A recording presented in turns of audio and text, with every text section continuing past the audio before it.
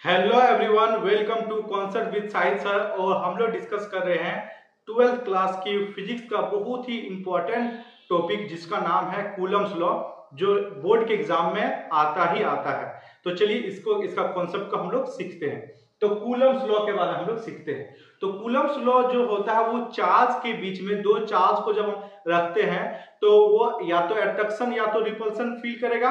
Means attraction अगर same nature का charge है तो आपका रिपल्सन होगा, मींस पॉजिटिव पॉजिटिव रहा या नेगेटिव नेगेटिव रहा तो ये क्या होगा, रिपल्सन होगा। लेकिन अगर पॉजिटिव और नेगेटिव रहेगा तो क्या होगा, अट्रैक्शन होगा।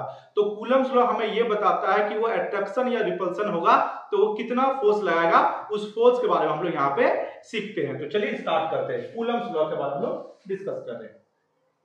जैसे कूलम्स लॉ हमारे पास ये कहता है कि it is stated that the magnitude of force between any 2-point charge is directly proportional to product of magnitude of two charge and inversely proportional to square of distance between them, and the force is always along the line joining the two charge। तो कहता है ये Coulomb's law ये कहता है कि force जो लग रहा है या तो इसमें अट्रैक्शन लगेगा या तो रिपल्सन लगेगा, वो क्या होगा, ऑलवेज डायरेक्टली प्रोपोर्शनल होगा। क्या, इस Q1 वाले चार्ज का और ये Q2 वाले चार्ज का मैग्नीट्यूड का। पॉजिटिव नेगेटिव साइन को हमें कंसीडर नहीं करना है, हमें सिर्फ देखना पॉजिटिव। अगर ये पॉजिटिव है ये नेगेटिव है तो डेफिनेटली अट्रैक्शन होगा।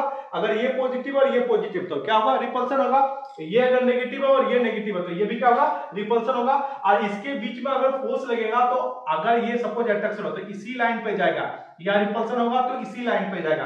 तो ये जो आपका जो जॉइनिंग लाइन है उसी में आपका रिपल्सन वाला केस बन सकता है या अट्रैक्शन वाला केस बन सकता है। तो कूलम्स लॉ ये कहता है force is directly proportional to magnitude of product of magnitude of both charge, ठीक है। और इनवर्सली प्रोपोर्शनल, क्या बात कर रहे हैं, इनवर्सली प्रोपोर्शनल इन दोनों की स्क्वायर का आर स्क्वायर हो जाएगा। इसको इक्वेशन 1 बोलेंगे, इसको इक्वेशन 2 बोलेंगे। अब इन दोनों को कंबाइन कर देंगे, क्या बोलेंगे, combining equation 1 and 2, combining equation 1 and 2 we get. इन दोनों को हम कंबाइन करते हैं, ठीक है। अगर कंबाइन करेंगे तो हम क्या बोल सकते हैं, F is directly proportional to Q1 Q2 by R square हम लोग बोलेंगे। और ये अगर स्क्वायर ये directly proportional to Q1 Q2 by R square है तो इस पे एक कांस्टेंट अप्लाई करेंगे। चलिए कांस्टेंट अप्लाई करते हैं। हमारे पास फॉर्मूला है F is directly proportional to Q1 Q2 by R square. और यहां पे प्रोपोर्शनल हटाएंगे तो एक कांस्टेंट K लगता है, क्या बोलेंगे, Q1 Q2 by R square, ठीक है। इस वाले को इक्वेशन 1 हमने इसको इक्वेशन A कंसीडर कर देते हैं, ठीक है। K को हम क्या बोल रहे हैं, K को हम लोग बोल रहे हैं प्रोपोर्शनल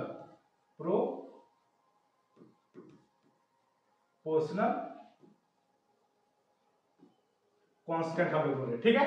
और इस K का जो अगर वैल्यू बोला जाए, K का जो अगर वैल्यू लेते हैं वो हमारे पास लेते हैं 1/4 पाई एप्सिलॉन। क्या बोलते हैं, 1/4 पाई एप्सिलॉन। एप्सिलॉन को परमिटिविटी बोलते हैं, क्या बोलते हैं, परमिटिविटी बोलते हैं। और ये एप्सिलॉन जो होता है, ये एप्सिलॉन का वैल्यू होता है epsilon naught into epsilon R. ये एप्सिलॉन नॉट को हम लोग जो बोलते हैं, यहां पर हम लोग लिखेंगे एप्सिलॉन नॉट होता है, इसको बोलते हैं फ्री स्पेस। क्या बोलेंगे, फ्री स्पेस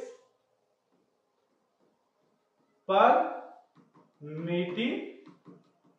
क्या बोलेंगे, फ्री स्पेस परमिटिविटी हम लोग बोलेंगे। और ये एप्सिलॉन का जो वैल्यू होता है वो 8.85 इंटू 10 के पावर -12 होती है, इसका ये वैल्यू होती है। अब इस K का यूनिट सबसे पहले हम लोग निकालते हैं। तो K का यूनिट हम कैसे निकाल सकते हैं, देखिए इस वाले से हम बोल सकते हैं F is equal to K Q1 Q2 by R square हम लोग बोलेंगे। तो हम यहाँ पे F R square is equal to K Q1 Q2 बोल सकते हैं, यानी K is equal to F R square Q1 Q2 हम इसको बोल सकते हैं, ठीक है।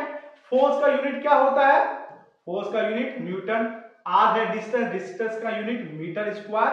और ये चार्ज का कूलम, तो क्या हो जाएगा कूलम स्क्वायर। तो इसका यूनिट क्या हो जाएगा न्यूटन मीटर स्क्वायर पर कूलम स्क्वायर। अच्छा अगर k का जो होगा ये उसका उल्टा जस्ट ये इसका हो जाएगा, मतलब कि हो जाएगा यहाँ पे कूलम स्क्वायर हमारे पास पर न्यूटन पर मीटर स्क्वायर। तो ये एप्सिलॉन नॉट का ये यूनिट हमारे पास हो जाएगा। ठीक है, तो एप्सिलॉन नॉट का वैल्यू भी याद रखना पड़ेगा 8.85 × 10⁻12। इसका यूनिट हो गया कूलम स्क्वायर पर न्यूटन पर मीटर स्क्वायर, हमारे पास इसका यूनिट हो गया। अब हमारे पास जो एप्सिलॉन आर है ये आपका डिपेंड्स ऑन मीडियम, क्या बोलते हैं डिपेंड्स ऑन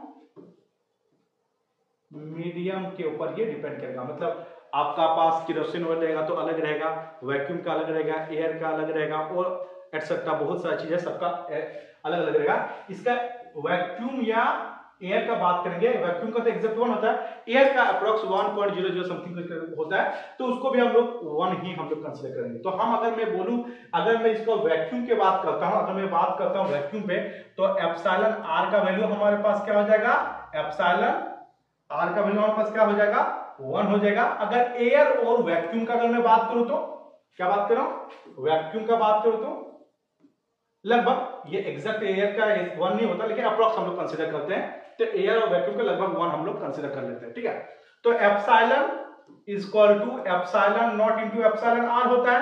अब अगर मैं बात करना चाहूं वैक्यूम का बात करना चाहूं तो एप्सिलॉन आर का वैल्यू 1 हो जाता है, तो epsilon is equal to epsilon naught.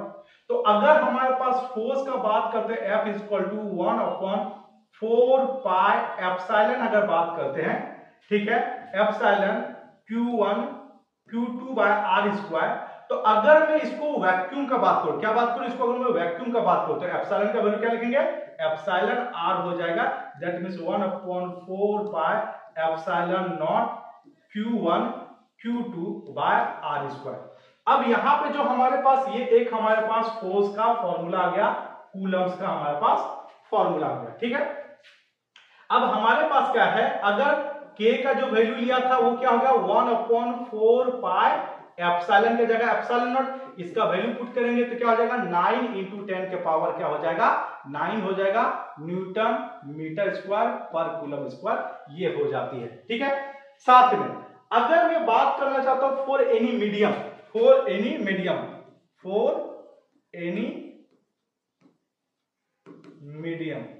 तो अब अगर मीडियम अगर हमारे पास रहा, तो अगर हमारे पास F इज इक्वल टू कोई मीडियम का बात करें तो 1/4 पाई एप्सिलॉन नॉट और एप्सिलॉन आर हो जाएगा, क्योंकि एप्सिलॉन का वैल्यू कोई मीडियम अगर रहा तो एप्सिलॉन का वैल्यू क्या हो जाता है, epsilon naught into epsilon R हो जाता है।